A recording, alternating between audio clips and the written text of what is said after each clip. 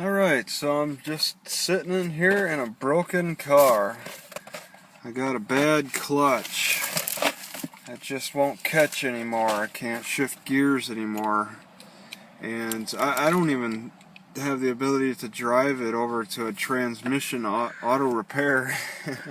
Assuming I could even pay for that. $500 to $600 for the labor. I just spent about 2 hours watching this guy put together no, it wasn't transmission. It was the clutch, replacing the clutch.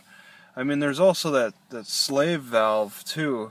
I would say the way it sounds is you should replace the slave valve along with the clutch, but the whole clutch process is like one of the most laborious jobs. That's why they have transmission auto shops that are just all transmission, because it's a very involved labor, and there's particular tools that you use.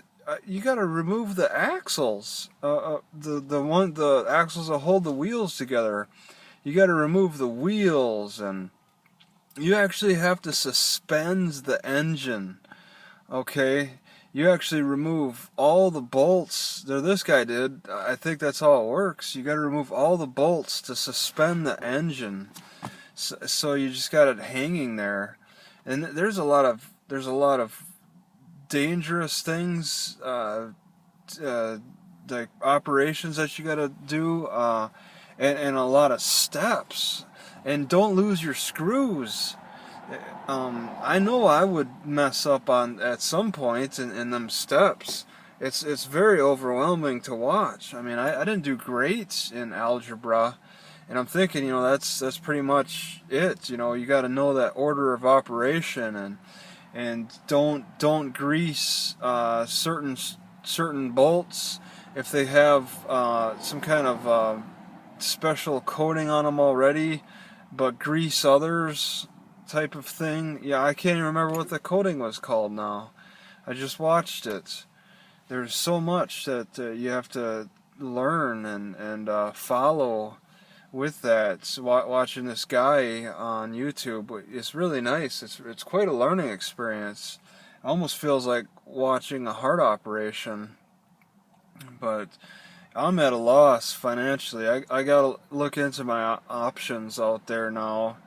I gotta look into, maybe I could try to sell it, and rely on my bicycle, and maybe carry around some kind of a trailer at the end of my bicycle.